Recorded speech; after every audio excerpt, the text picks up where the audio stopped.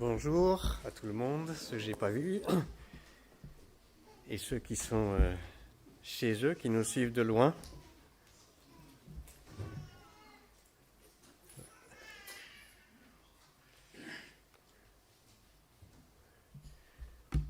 Je vous invite à prier.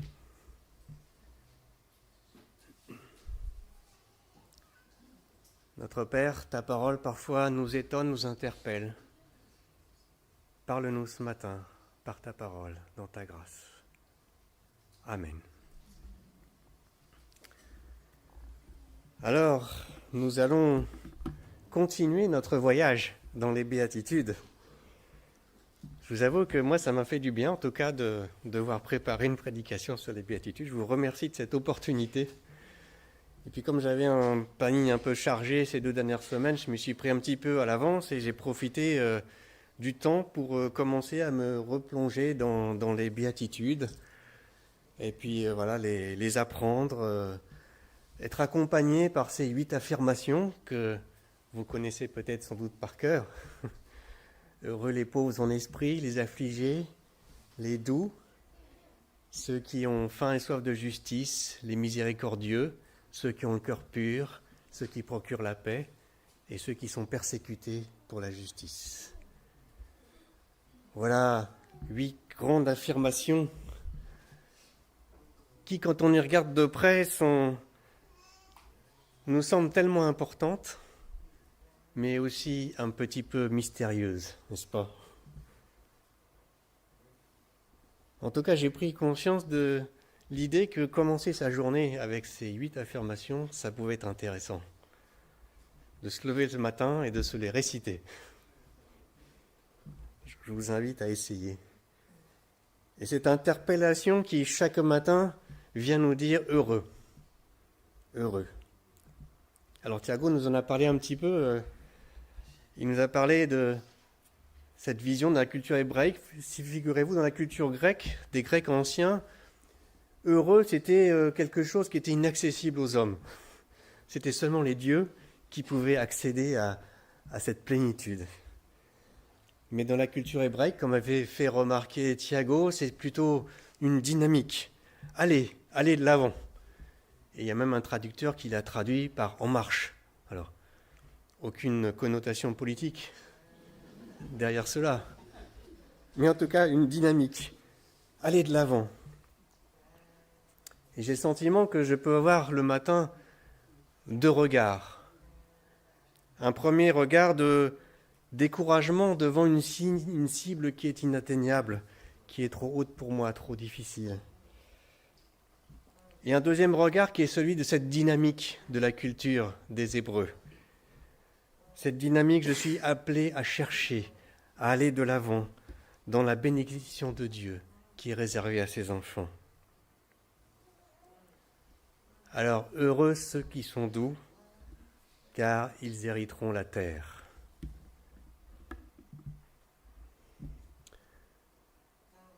J'ai regardé dans les annales des prédications, je peux vous dire que c'est un texte sur lequel on ne prêche pas souvent.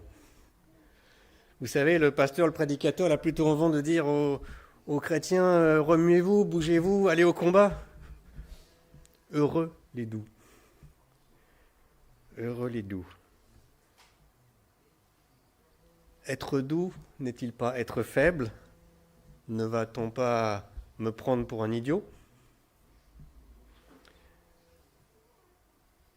Le doux n'est-il pas l'idiot de service qui accepte tout ? Dans certaines de nos traductions, il y a « heureux les débonnaires ». Le débonnaire, c'est celui qui est bon jusqu'à l'extrême, qui regarde autour de lui.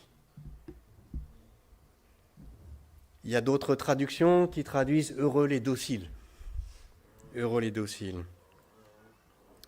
Ne faut-il pas s'imposer avec ses muscles plutôt qu'être docile ? Jésus n'a-t-il pas montré sa colère au temple face à des marchands indélicats ? C'est que la douceur de Jésus n'exclut pas les autres valeurs du royaume de Dieu. Et c'est pour ça que nous passerons en revue ces 8 valeurs du royaume de Dieu, que nous irons jusqu'au bout. Heureux les doux, mais ce n'est pas un simple trait de caractère, mais c'est une valeur que Jésus nous demande de rechercher. Alors, la douceur peut-elle être une force ? Dans un monde où l'affrontement est généralisé, depuis Caïn qui a tué son frère Abel, ça ne s'arrange pas dans le monde, n'est-ce pas ?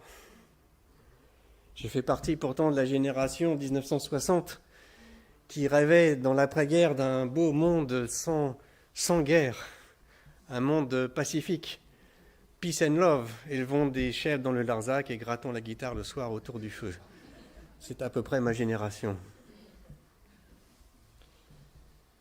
Alors il y a un économiste qui a proposé son impression sur le monde d'aujourd'hui en 2025 et qui a dit que on est passé d'une vision d'un monde optimiste, pacifique, libéral,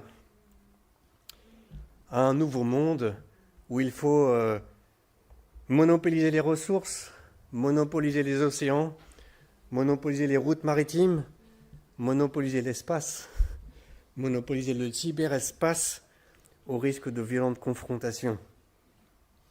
Et des confrontations violentes, il y en a à l'appel, je crois, dans notre monde. D'ailleurs, quand les hommes d'État font preuve d'un peu de violence et dire on ne va pas partager, on va garder pour nous, ils sont parfois admirés, n'est-ce pas ? Pousse-toi de là que je m'y mette est plus à la mode que partageons nos ressources ces dernières années. Même en politique, on voit que nos débats font place souvent à des échanges d'insultes. Heureux les doux, car ils seront méprisés. Dans le monde du travail, il faut avoir les dents longues, il faut montrer ses muscles, il faut se faire sa place au soleil, n'est-ce pas ? Heureux les doux, ils se feront avoir. Hier matin, il y avait l'ouverture de la dépanne.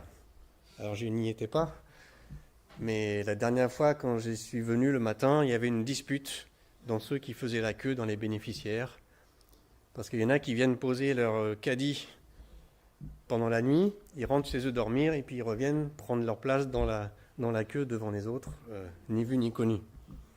Et donc il y a des disputes. Et comme nous, on ne sait pas qui est arrivé avant, qui est arrivé après, c'est difficile de trancher, n'est-ce pas ?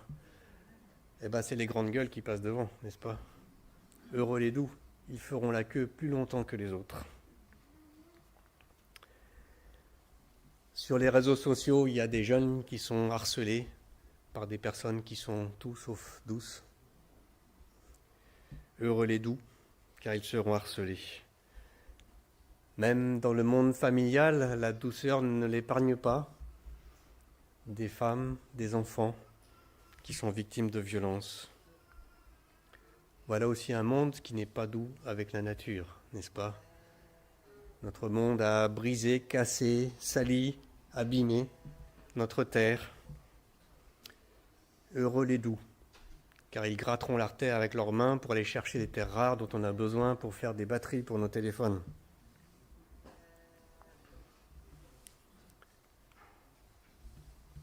Alors heureux les doux, ça sonnait déjà étrange au temps de Jésus. Surtout que Jésus s'adresse à des chefs religieux qui se croient forts, sages, intelligents. Ils ont tout compris de ce que Dieu attend d'eux.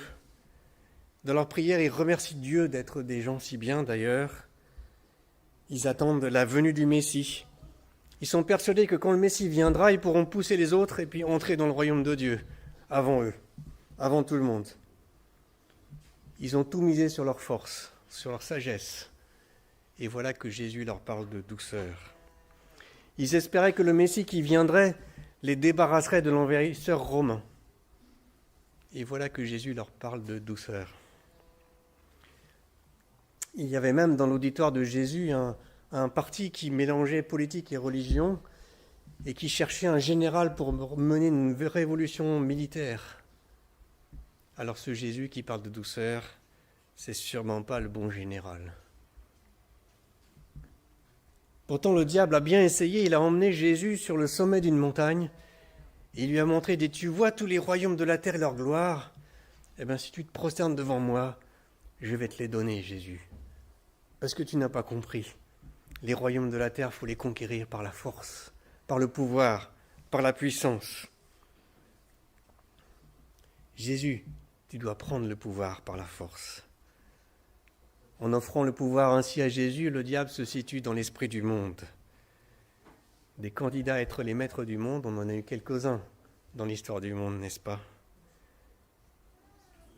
Jésus sera le maître du monde, mais ce n'est pas par la violence qu'il deviendra le maître du monde.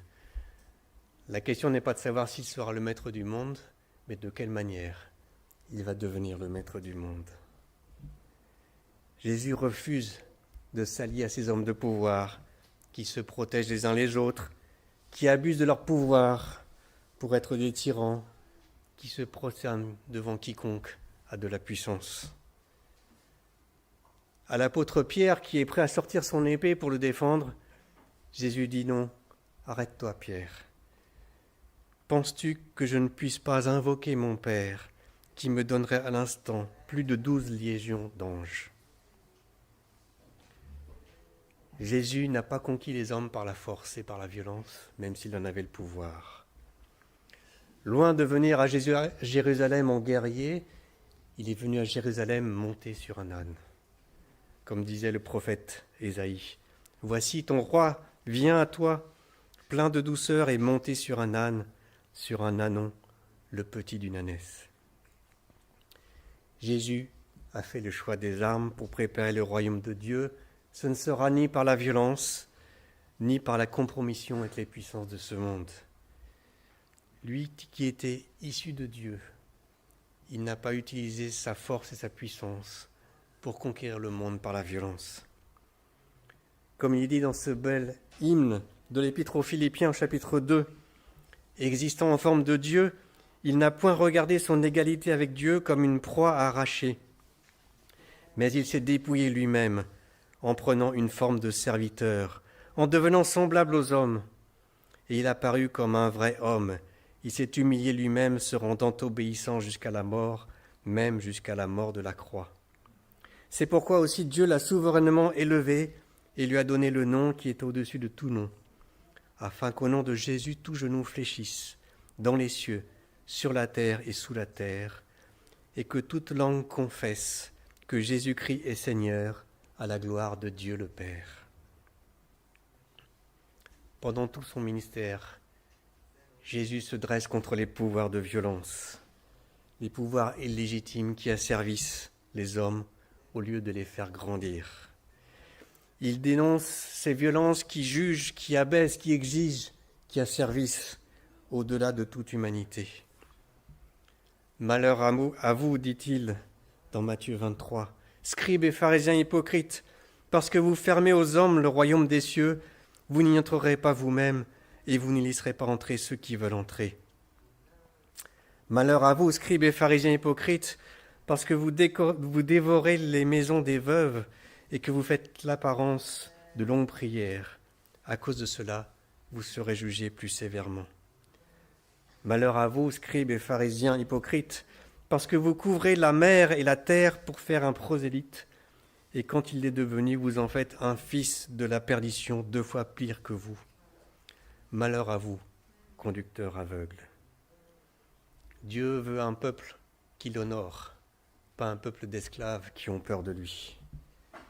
Jésus s'adresse à ceux qui sont fatigués, préoccupés, oppressés, opprimés, exploités. Dans Matthieu 11, il dit « Venez à moi, vous tous qui êtes fatigués et chargés, et je vous donnerai du repos. Prenez mon joug sur vous et recevez mes instructions, car je suis doux et humble de cœur, et vous trouverez le repos pour vos âmes. Car mon joug est doux et mon fardeau léger. » La douceur de Jésus me tolère à ses côtés, moi un pécheur repentant, qui peut déposer mon fardeau et prendre le joug doux et léger de Jésus. Le joug, c'est cette pièce de bois très dure, très lourde, par laquelle on attache les bœufs pour qu'ils travaillent dans les champs. C'est très pénible. Laissez le joug de la loi, qui est dur et pénible, dit Jésus, et prenez celui de la grâce, parce qu'il est doux et léger. Jésus remplace l'oppression de la religion par le repos de la grâce de Dieu, qui nous invite à entrer dans le royaume de Dieu. Venez à moi, car je suis doux et humble de cœur. Jésus s'émeut dans l'évangile de ce peuple qui n'a pas de berger et qui ne sait où aller. Heureux les doux, car ils sauront où aller, ils hériteront le royaume de Dieu. Alors ne sommes-nous pas invités à suivre le Maître, lui qui est le Fils de Dieu et pourtant qui est doux et humble de cœur. Heureux les doux qui respectent la fragilité des autres. Heureux les doux qui vont construire et non détruire.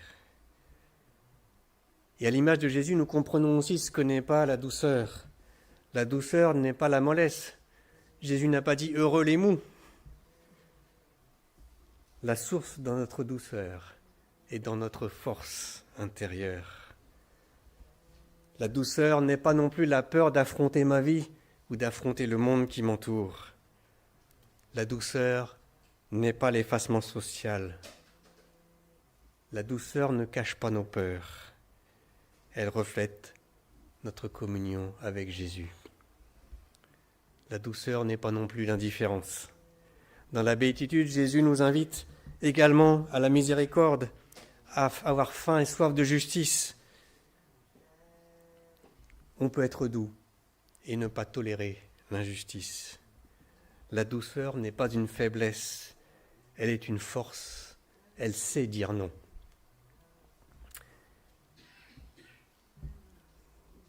Il y a très longtemps, j'ai aidé un jeune qui faisait l'apprentissage du piano et il déchiffrait sa partition et tout à coup il se met à jouer.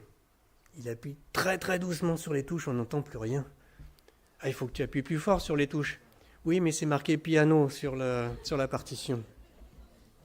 Alors il faut lui expliquer que la douceur, il faut l'entendre, que la douceur est visible. La douceur, ce n'est pas un effacement.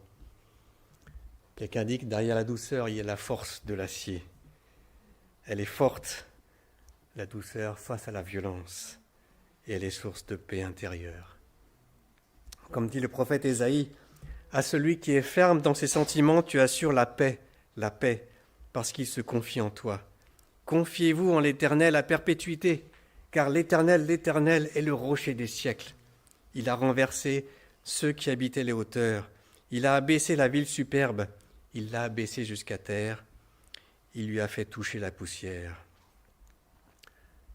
Ainsi la douceur est cette force qui assure la maîtrise de soi.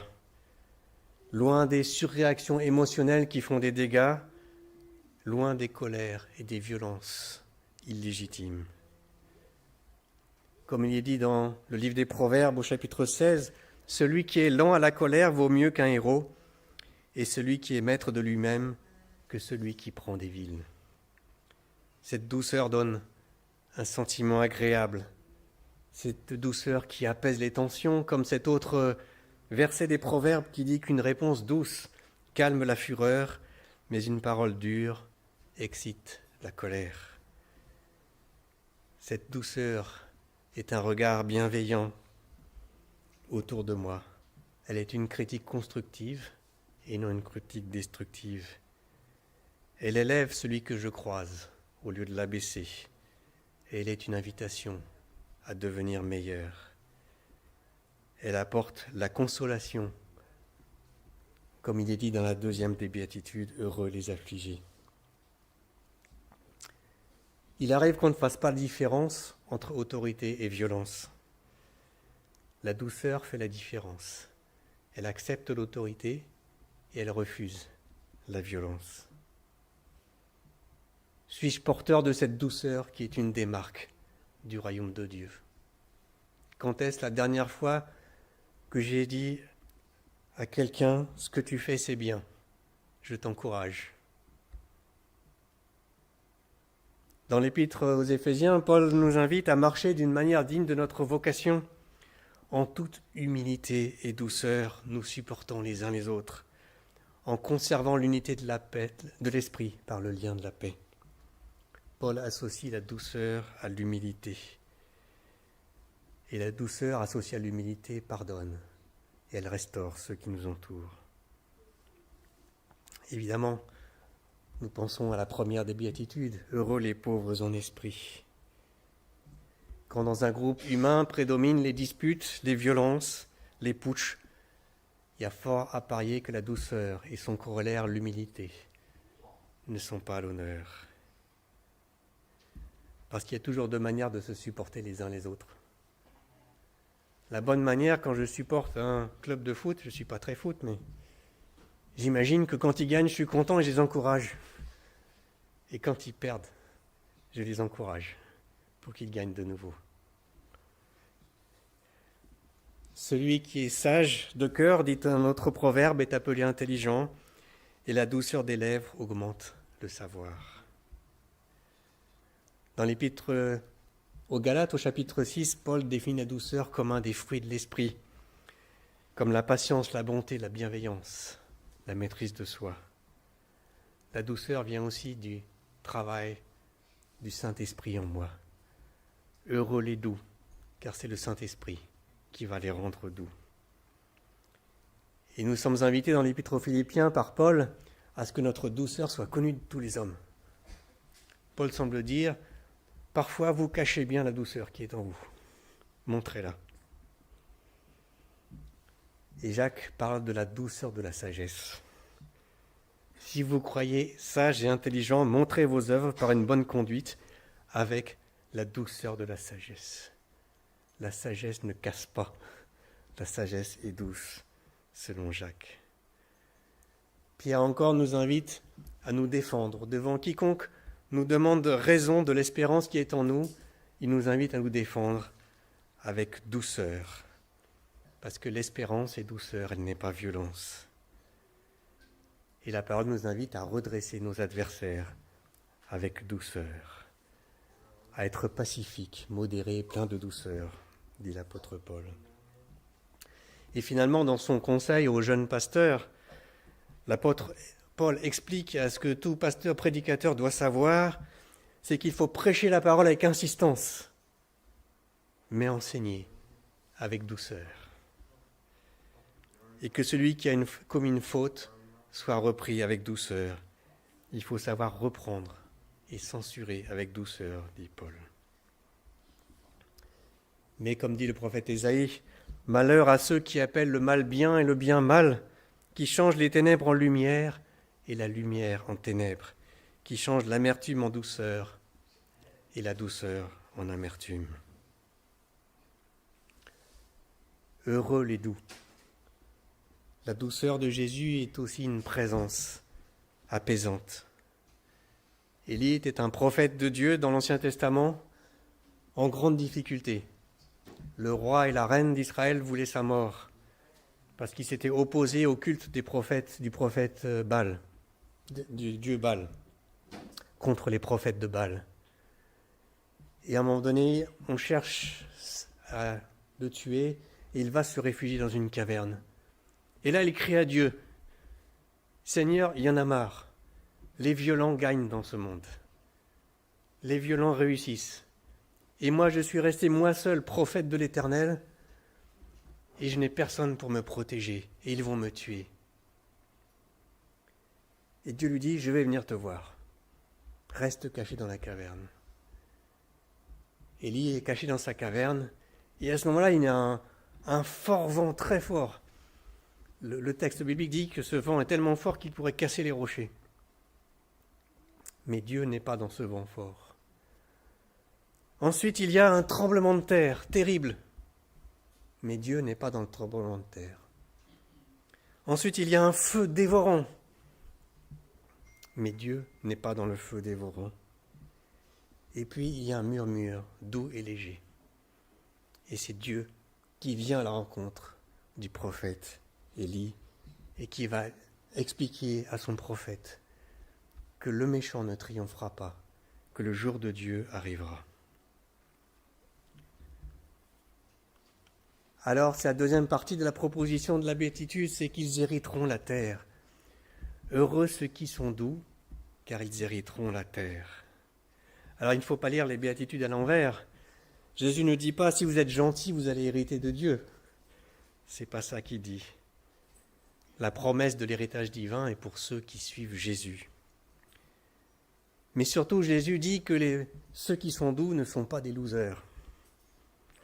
Les violents ne seront vainqueurs qu'en apparence. Les carriéristes ne seront vainqueurs qu'en apparence. Les oppresseurs finiront toujours par tomber. Heureux ceux qui sont doux, car ils hériteront la terre. C'est la grande idée des béatitudes. Les doux seront vainqueurs avec Dieu. Les doux hériteront de la promesse de Dieu. La douceur, c'est une arme de résistance très forte. Jésus, en fait, dans ce verset, « Heureux ceux qui sont doux, car ils hériteront la terre », il fait la citation, en fait, du psaume 37. Alors, il cite la version grecque du psaume 37, ce qui est curieux. Le psaume 37 dit « Encore un peu de temps et le méchant n'est plus. Tu regardes le lieu où il était, il a disparu. Les misérables possèdent le pays et ils jouissent abondamment de la paix. Le méchant forme des projets contre le juste et il grince des dents contre lui. Le Seigneur se rit du méchant car il voit que son jour arrive. » Au jour de Dieu, celui qui est doux et humble de cœur jouit de la paix. Car au jour que Dieu a choisi, ceux qui suivent Jésus voient l'accomplissement des promesses de Dieu, quoi qu'il arrive. Paul l'exprime dans la deuxième épître aux Corinthiens, « Nous sommes comme n'ayant rien et nous possédons toutes choses. » Heureux ceux qui sont doux, ils sont comme n'ayant rien, mais ils possèdent toutes choses. Et comme Paul dit par ailleurs dans la première épître aux Corinthiens, « Tout est à vous et vous êtes à Christ, et Christ est à Dieu. Soit le monde, soit la vie, soit la mort, soit les choses présentes, soit les choses à venir. » Ceux qui sont doux et humbles de cœur ne seront pas les misérables de ce monde, ils hériteront de la vie. Le peuple d'Israël avait pris possession de la terre promise et ils l'ont perdue par orgueil. Ils ont oublié quelles sont les valeurs de Dieu et du royaume de Dieu. Alors, nous pouvons dire que la douceur, finalement, c'est bien une forme de courage et un choix qui se situe entre la violence et l'indifférence. La douceur est un vrai choix qui se situe entre la violence et l'indifférence. Elle n'est ni violence ni indifférence. Heureux les doux, car ils hériteront la terre. Heureux ceux qui ne veulent pas s'imposer par la violence, car ils hériteront la terre. Cette affirmation montre parfois une autre personne que ce que je suis. Cette affirmation montre parfois un autre monde que le mien. Cette affirmation montre parfois une autre église que la mienne. Cette affirmation montre parfois une autre famille que la mienne. Ces béatitudes sont un texte que j'ai besoin de méditer chaque matin avant de commencer ma journée, pour me souvenir quelles sont les valeurs du royaume de Dieu, quelle est cette dynamique à laquelle Dieu m'appelle et comment je vais le vivre aujourd'hui dans ma journée. Parce que la douceur se partage. Quelqu'un a dit qu'il reste toujours un peu de parfum à la main qui tend la rose.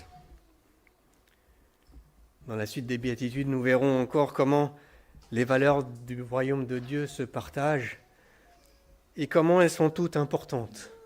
Comment je ne peux pas en prendre une et dire c'est que celle-là que je vais vivre, mais comment elles ont toutes de l'importance. On peut être découragé de voir notre monde mené par la violence depuis toujours. L'homme a beau dire plus jamais, il retombe sans cesse dans la violence. Il a beau dire ça n'arrivera plus, ça arrive toujours. Heureux les doux, car ils hériteront la terre. Même si la fidélité à Dieu et à ses exigences est douloureuse, elle conduit à une plénitude dans la bénédiction de Dieu. Heureux ceux qui sont doux, car ils hériteront la terre. Et comme dit l'apôtre Paul, c'est quand je suis faible que je suis fort, dans 1 Corinthiens 12, 9.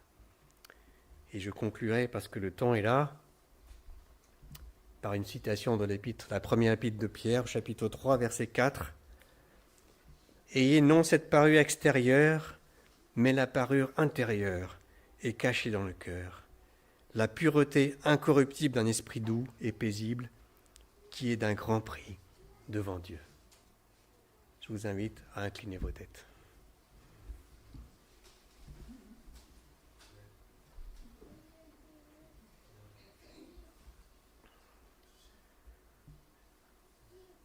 Notre Père, nous voulons proclamer que nous sommes en marche dans cette dynamique que tu attends de nous, dans ce monde à l'envers qui est le royaume de Dieu, qui ne tourne pas comme notre monde. Je veux te remercier parce que tu nous as montré l'exemple. Tu nous as montré ce qui était être doux et humble de cœur. Tu l'as montré en allant jusqu'à la mort sur la croix pour nous. Seigneur, emmène-nous dans ce chemin, emmène-nous dans cette marche. Je te prie pour chacun ici et ceux qui sont au loin, chez eux. Je te prie pour que tu nous aides dans cette réflexion et dans cette marche pour aller de l'avant. Amen.